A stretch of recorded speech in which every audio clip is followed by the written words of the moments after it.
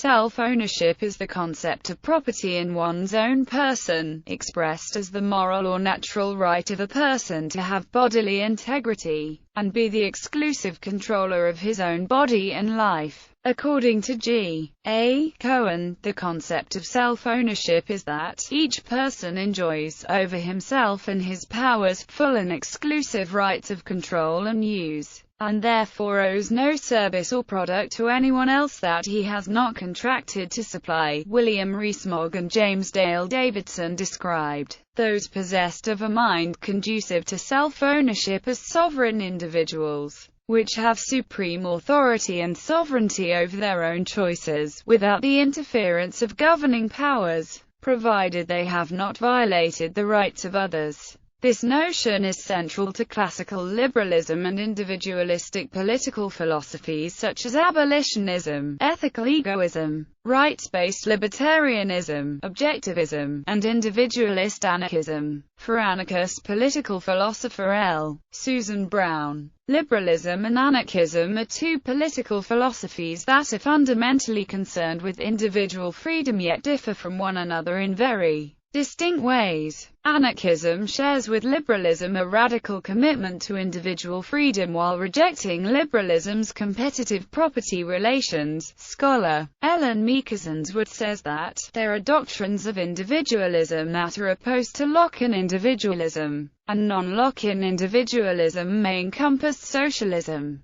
Definitional issues. The self-discussion of the boundary of self with respect to ownership and responsibility has been explored by legal scholar Mia Dan Cohen in his essays on the value of ownership and responsibility and the boundaries of the self. The emphasis of this work is in illuminating the phenomenology of ownership and our common usage of personal pronouns to apply to both body and property. This serves as the folk basis for legal conceptions and debates about responsibility and ownership.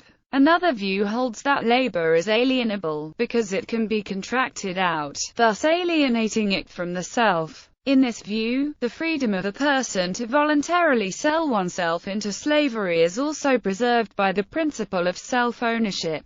Labor markets and private property philosopher Ian Shapiro says that labor markets affirm self-ownership, because if self-ownership were not recognized, then people would not be allowed to sell the use of their productive capacities to others. He says that the individual sells the use of his productive capacity for a limited time and conditions, but continues to own what he earns from selling the use of that capacity and the capacity itself, thereby retaining sovereignty over himself while contributing to economic efficiency. A common view within classical liberalism is that sovereign-minded individuals usually assert a right of private property external to the body, reasoning that if a person owns themselves, they own their actions, including those that create or improve resources. Therefore, they own their own labor and the fruits thereof. Nevertheless, there can be defense of self-ownership which can be critical of the idea of private property, specifically within anarchism. The anarchist Oscar Wilde said that, for the recognition of private property has really harmed individualism, and obscured it.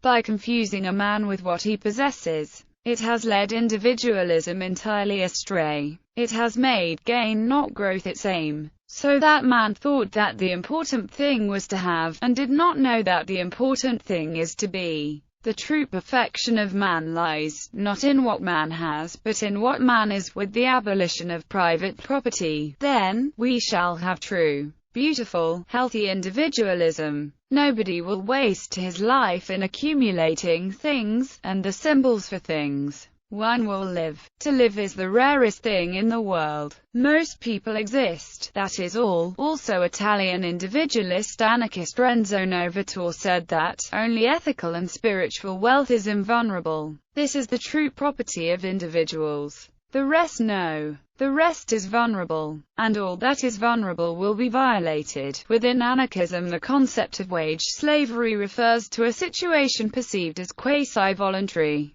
slavery, where a person's livelihood depends on wages, especially when the dependence is total and immediate. It is a negatively connoted term used to draw an analogy between slavery and wage labor by focusing on similarities between owning and renting the person. The term wage slavery has been used to criticize economic exploitation and social stratification, with the former seen primarily as unequal bargaining power between labor and capital, and the latter as a lack of workers' self-management, fulfilling job choices and leisure in an economy. With the advent of the Industrial Revolution, thinkers such as Proudhon and Marx elaborated the comparison between wage labor and slavery in the context of a critique of societal property not intended for active personal use, while Luddites emphasized the dehumanization brought about by machines. Emma Goldman famously denounced wage slavery by saying, "The only difference is that you are hired slaves instead of block slaves," a line of thought called libertarianism, with scholars such as Hillel Steiner, Peter Valentine, Philippe Van Paris, Michael Otsuka, and David Ellerman root an economic egalitarianism in the classical liberal concepts of self-ownership and land appropriation, combined with geoist or physiocratic views regarding the ownership of land and natural resources.